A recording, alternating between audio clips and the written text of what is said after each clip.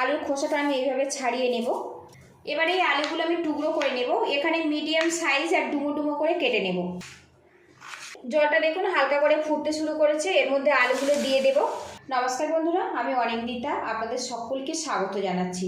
উপবাসে খাওয়ার জন্য দারুণ মুখরোচক একটা আলু রেসিপি আপনাদের সাথে শেয়ার করব।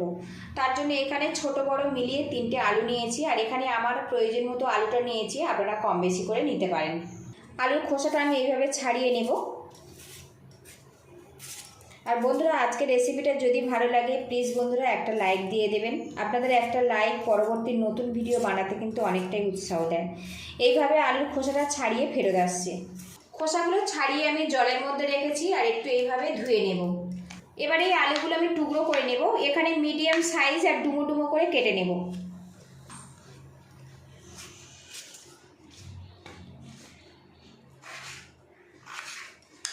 এখানে দেখুন বন্ধুরা, আমি এইরকম সাইজ করে কেটে নিচ্ছি, আর এইভাবে কেটে নিলে কিন্তু রেসিপিটা পারফেক্টভাবে তৈরি হবে। আবারও জলের মধ্যে আলুগুলো আমি দিয়ে দিলাম।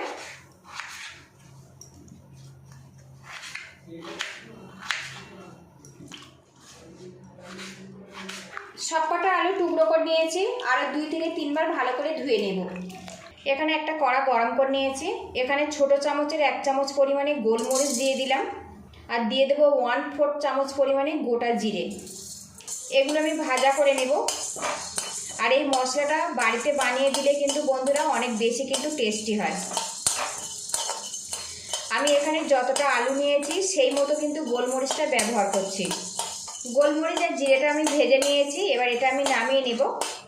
এবার এই মশলাটা আমি প্লেটের মধ্যে নামিয়ে নিলাম। এবার এই মশলাটা আমি ঠান্ডা করে দানা দানা থাকবে সেই মতো কিন্তু গুঁড়ো করে নেব। এবার এই গরম কড়ার মধ্যে 1.5 গ্লাস পরিমাণে জল দিয়ে দেব। জলটা দেখুন হালকা করে ফুটতে শুরু করেছে, এর মধ্যে আলুগুলো দিয়ে দেব। আর বন্ধুরা, আমার রান্নার রেসিপিগুলো যদি ভালো লাগে প্লিজ বন্ধুরা লাইক শেয়ার সাবস্ক্রাইব করে আমাকে একটু সাপোর্ট করবেন। আর বন্ধুরা, এই আলুটা আমি 75% করে সিদ্ধ করে নেব। একটা পাত্র দিয়ে ঢেকে রাখবো। ঢাকনাটা খুলে নেব। এখানে দেখুন একটা কাঁটা চামচ নিয়েছি। আলুটা কীভাবে সিদ্ধ করেছি আপনাদেরকে আমি দেখাবো। এখানে দেখুন বন্ধুরা, খুব সহজে কিন্তু আলুটা গেঁথে গেছে। এইভাবে সিদ্ধ করতে হবে। এখন কিন্তু আলুর গা কোনো রকম ভাঙেনি। গ্যাসের একটা আমি বন্ধ করে দিয়েছি। এবার জল থেকে আলুগুলো আমি তুলে নেব। এবার এই আলুগুলো পুরোপুরি কিন্তু ঠান্ডা করে নিতে হবে। আবারও প্যানটা গরম করে নিয়েছি, এর মধ্যে 1 চামচ পরিমাণে ঘি দিয়ে দেব। এখানে আমি ছোট চামচের 1 চামচ ঘি ব্যবহার করেছি। এবারে এর মধ্যে দিয়ে দেব কাঁচা লঙ্কা। একটা কাঁচা লঙ্কা 2টো ভাগে ভাগ করে নিয়েছি, ফোড়ন করে নেব। এবারে এর মধ্যে দিয়ে দেব সিদ্ধ করা আলু। আলুটা দিয়ে একটু নাড়াচাড়া করে নেব। আর আলুটা কিন্তু পুরোপুরি ঠান্ডা করে তবে রান্না করতে হবে। বেশ কিছুক্ষণ আলুটা ভাজা ভাজা করে নিয়েছি। এবারে এর মধ্যে দিয়ে দেব সন্ধক লবণ। লবণটা স্বাদ মতো দিতে হবে। আবারও কিছুক্ষণ নাড়াচাড়া করে নেব। আমি কিন্তু গ্যাস রেটটা একদম মিডিয়ামে রেখে আলুটা ভাজা করছি। বেশ কিছুক্ষণ আলুটা নাড়াচাড়া করে নিয়েছি, আর আলুর গায়ে এখন দেখুন হালকা করে ব্রাউন কালার চলে এসেছে। এইভাবে কিন্তু ভাজা করে নিতে হবে। এখানে দেখুন মরিচ আর জিরে যেটা ভেজে নিয়েছিলাম গুঁড়ো করে নিয়েছি, এর মধ্যে দিয়ে দেব। এখানে মরিচের পরিমাণটা কিন্তু একটু বেশি রাখতে হবে। মরিচের ঝালটাই কিন্তু এই আলুর স্বাদটা অনেক বেশি বাড়িয়ে দেয়। ভালো করে মিশিয়ে নেব।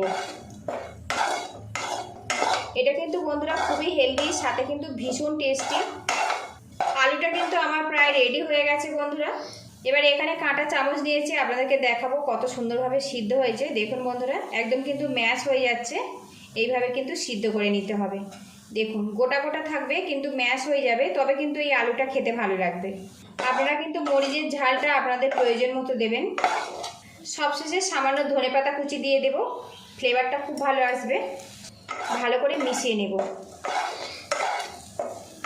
আর বন্ধুরা, উপবাসের স্পেশাল মুখরোচক মশলা আলু কিন্তু আমার রেডি হয়ে গেছে।